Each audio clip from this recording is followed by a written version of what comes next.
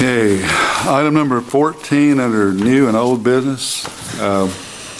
Last meeting, Terry Mills talked about the need for the access completion at the Highway 2154, the Walmart entrance there, for public safety and so forth.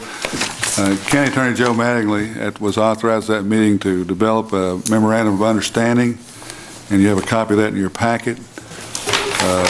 Authorized the county to participate in that project. Motion to approve.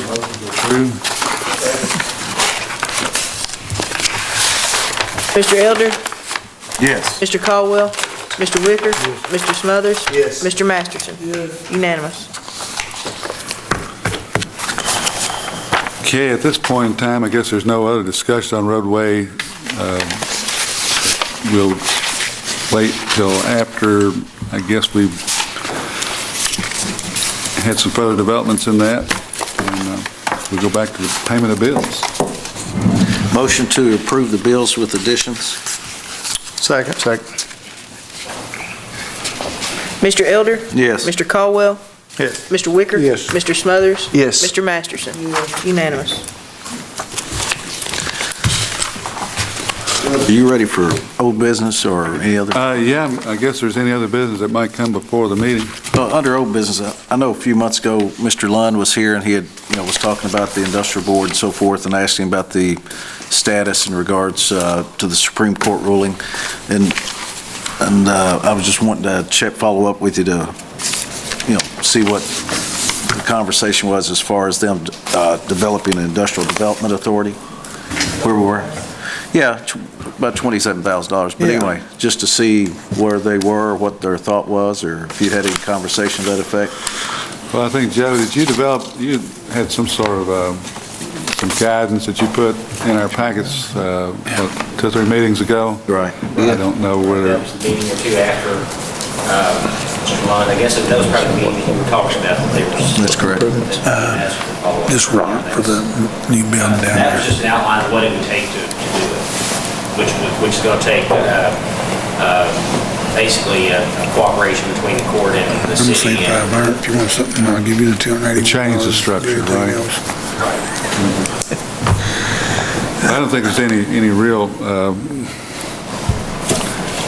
think the industrial foundation as is currently structured feels like the autonomy that it has under the current structure is probably worth the difference in what they have to pay in taxes until that might be changed. I don't know that they're looking seriously about changing their... Well, I think my question is that, and I understand about the autonomy, we'd all love autonomy. This court would love autonomy. But I think the point of the matter is that we need to look at it, because I think the Supreme Court has held that ruling up, and you're looking at $27,000 in taxable funds. And I understand, obviously, I totally understand that they've done a tremendous job in regards of development and recruitment and so forth. But if there's letters of the law that we need to follow, I think whether it be the industrial board, whether it be this court, whether it be the council, federal government, whomever, that they need to follow those guidelines. And I think there's a reason that that law and that development authority was adjusted and made, or that law was held up by the Supreme Court for a lot of those reasons. And it is tax dollars, okay, that they're operating with. It's tax dollars from this county, from the city. And again, they've done a tremendous job, but accountability is accountability. And it is 27, well, I calculate it, I might be off a little bit, but it's about $25,000, $26,000, $27,000 a year. I just think that if the industrial board is not going to do it, then I guess we need to know why. Well, if there's not a physical sound reason for it, we need to know what it is. Right, and the whole point there is that it's much like ourselves. Wouldn't it be so nice if we could have meetings in the dark, all right, in the back room? But that's not how it works. We bring it out here, and that's part of the government today, is that people want an open door. They want an open policy, and I truly believe that's why the Supreme Court stood up and upheld that, is because again, it's not a private organization. They've done a tremendous job. kudos to all of them. Thank goodness they have. And I will, and I'm sure this court will continue to support them. Yeah. But we need to follow the guidelines laid out and do it right. Because it is taxpayers' money. Again, it's not our money. It's the taxpayers' money. $27,000, we should, you know. Well, I'm just looking at it, $27,000 would go a long way in regards to, industrial recruitment, into programs. I mean, it's $27,000. They're actually paying it, but it comes out of the budget that money we Yeah, they're pass paying it, through. but the state's getting it. So Yeah. it's like We're we're giving getting them, double. they're giving it to the state. Yeah, exactly. But here's the point. I just think that it needs to be addressed, and I think that, Marion hit the nail on the head. There has to be a good, Reason. it has to be a Fiscal good reason. fiscal reason for it. And Yeah. I just think we all need to operate in the right manner. Okay?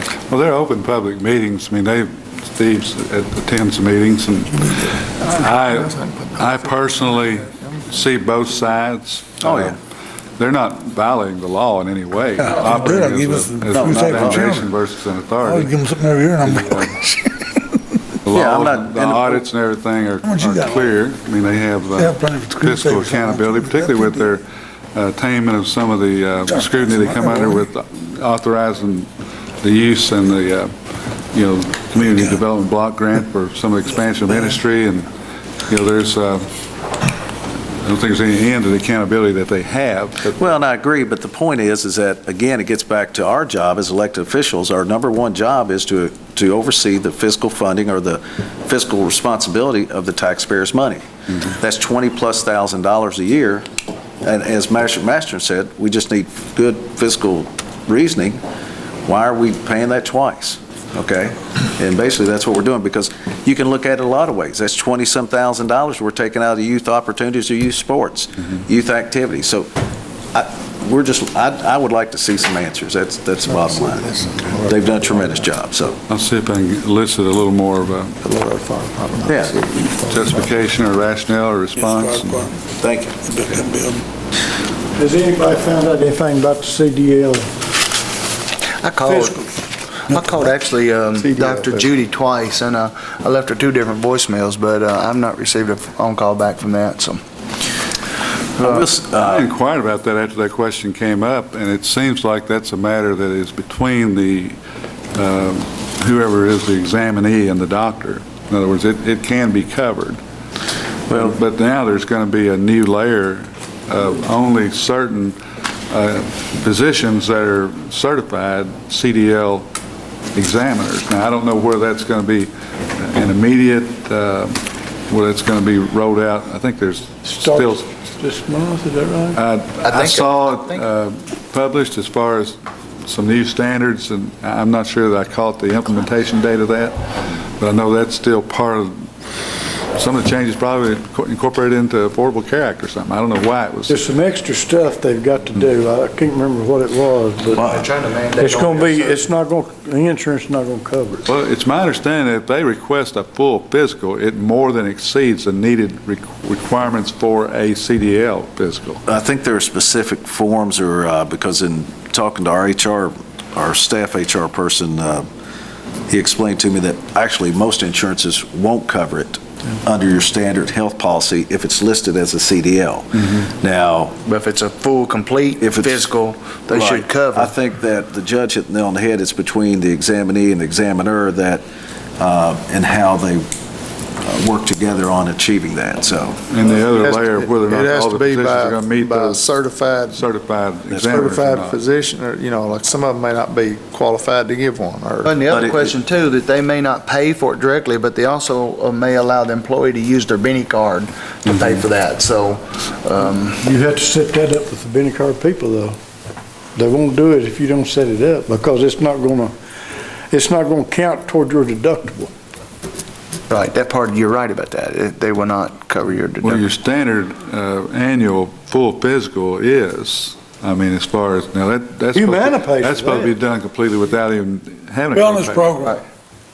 Yeah, so I mean, there's still some clarifications, and I never could get a clear answer other than the fact that, well, it's really something that they can work out with their doctor. And that Right. was the explanation that I got, that Same it thing shouldn't I be a got. cost to them, that they should be So able to. Humana's one needs to work it out with the doctor? No, the patient, when they go in to see the doctor, they need to talk to them about the type of physical they're getting and so forth, and How it's covered. how it's covered. So- Judy up there at Dr. Salem's office will tell you right away. When Dr. you say Judy. CDL. Right. Dr. Judy actually told one of our Cost you employees cash money, that no insurance. the insurance wasn't even covered at all, so. Yeah. But I did call her twice, and I didn't get a return phone call, I so. haven't talked to individual doctors. I just tried to get it clarified through the question about the insurance, and their term was, well, that's something, and maybe they need to be educated on how to address their doctor. I don't know. Judge, I think what Mr. Wicker's concerned, and from the county employees, what they've told us, that they would like to know, because if this takes effect July the 1st, either that money's got to be spent out of their personal, it's got to be paid. The insurance won't pay for it at all. So if we They need some don't know clarification. whether when they go to say, send this bill to fiscal court, or in the physicals are getting ready to start. well, from a CDL need, the employees that we're discussing here, obviously anyone that's a county vehicle, but you've got your road department, sanitation department, EMS, your paramedic, or your EMTs, correct? They'd have to have a CDL, so that's not qualified. So the court can cover, Yeah. the CDLs, and I think we all agree to that, so. So, Always not got the money one way or the other. right, that's I'd correct. rather So- insurance pay for it, but if they don't, the court will cover. Because it's a job-related Yeah. requirement, so. But it may be something, though, that they can put on their Benny card where that they actually don't have to come and address the court. Right. Which we have to get approved through the Benny card, but we need They to don't do have to that. address the court. If it doesn't cover, just give the bill to Michelle and we'll, Yeah, the only thing about the Benny card, like Max Whitaker said. Melissa, he said Michelle. Michelle's maker's mark, okay? I'll be sure to tell her what you say. He's getting a little older. Open that You can judge, bet just on make it. sure, if you don't mind. I'll try to get a little better clarification, but it seemed like they gave me a simple answer. To me, it didn't seem like it should be an You issue. can bet on it. But I'll see if I can get a little bit better. I'm gonna add a few words Clarification of to the it. employees. Few letters to it. Maybe the Benny card may cover it. Hey, Judge, one more thing. Had been discussing this with the sheriff, and, I thought, one thing across Marion County, is you see all across Kentucky, is you have parents out here dealing with children, youth, and so forth that have issues with their children, whether it be pills, meth, whatever. There are drugs out here, unfortunately, and I know in other counties they're doing this, and so far from what I hear, it's worked very well, and the sheriff's department has worked with the court in that they provide free drug test kits for parents, to where if a parent has a concern that, hey, my kid's hanging out with the wrong group, are they on drugs, so forth, or they have concerns, or whatever the case might be, that they have a place to go, and most everyone feels obviously comfortable in contact the sheriff's department and so forth, but that they can pick those kits up and they can test their youth just to help keep check on them. So I'd like, if you guys don't mind, I'd like to get some pricing I got some information from another county, but I'll get that information and present that to court to see if you guys, as long as, Sheriff, you're good with it as far as being the point of contact? Okay. Would they send the results, like, I know workplace, they got a controlled testing thing, so parents like administer this at home and then send it out? They mail it in, yeah. The way it works in this specific county is that they'll stop in the sheriff's department, they'll pick it up, they do it, and then they just mail it back to the facility, and the facility mails them the results. And they can also view it online if they have internet access. But I think the key there is if we can be proactive, we can assist some parents out here and so forth, Let me clarify here. You talking about us furnishing the kit or furnishing the whole thing? the kit. No, the kit. Well, by purchasing the kit, the test results are part of it. So that parent would pick that test kit up at the sheriff's office, go home, administer the kit, drop it in the mail. All right, then those results are mailed back to the parent, okay? Or like I said, if they have a code, they can access it through internet as well, so. Make sure it's secure. They might wanna get- Find out the cost Girlfriend, per- They might want to go that route next time. Do you have a ballpark figure what each test? No, that's what I'm gonna get. The Premier Integrity Group that we deal with, on workplace testing is what, $14 per test? It's not really expensive. No, it's not. it's not expensive, but if it helps a parent or two out here Right. find out their kid needs intervention or needs assistance, I think it's a great thing, so. I think it's a great idea. I do too. One thing too, the Industrial Foundation has been trying to work with industry, and they're really concerned about, pill use, drug use, or issues in the community. Probably no worse than other communities, but it's still a concern anywhere. They've gotten some prices on putting up some billboards, similar to what Jimmy is on over at Country Place Greenhouse. I think y'all have a 3-month agreement on that, and that's probably going to run out in the next, I don't know where I think they just signed up for 1 more month. so the coalition funded that to start with. But the Industrial Foundation is talking about putting a permanent billboard up on the Crossroads property in Marion County. And they've gotten some prices on it and designed some messages, deal with these and you'll deal with us, a picture of a family and a picture of a gavel in the courtroom. So, I mean, it's a good message, and it, Lay the hammer down. so they're going to invest some money in getting that message out in the community as well. I don't know that they're going to ask the court for anything, but they are going to put the sheriff's number on one and the city police number on the other. Do we have a tip line? No, we don't have a direct tip line. Okay. Okay, well, they'd have the sheriff's number. The police department, most everything goes through them, and the Kentucky Sheriff's Association, we have a direct tip line for all 100 counties. The one question that came up is, and I think that they had done a little research in other counties. They've got some of these no drug signs, with the circle with the arrow through it. And, some drug forfeiture money has been used partially in some of the other counties. Is that something that you think would be appropriate here if it was needed? Okay. Maybe that's something that's in the works. I have I would like to donate $1,500 to the Loretta Fire Department for finishing up their I'm sorry, how much was that? $1,500. To Calvary Fire Department? What was that? Loretta Fire Fire Department for improvements at their parking lot and rock to finish up some outside work. I second that. Master Masterson, would you? I'm financially embarrassed right now. Second, or if you need a second. Somebody got a second. Oh, okay, let's make sure. He did do that. Mr. Caldwell? Yes. Mr. Masterson? Yes. Mr. Elder? Yes. Mr. Wicker? Mr. Smothers? And I do Yes. appreciate I appreciate your concern, though, I do. Yeah, thank you. Also, I would like Don't to, blow it, Larry. on the, we can donate to the Red Cross to be used for Marion County. Right. $500 to the Red Cross Foundation to be used for Marion County, Second. And only needs, Hayden's if not that's here. possible. He could direct you to if that's where, possible, yeah. some of our shelter supplies are, Yeah, okay. You second that? Okay. Mr. Caldwell? yes. Mr. Masterson? Yeah. Mr. Elder? Yes. Mr. Wicker? Mr. Wicker? Mr. Wicker? Yes. Yes. You Unanimous. up 2 years, Jackie.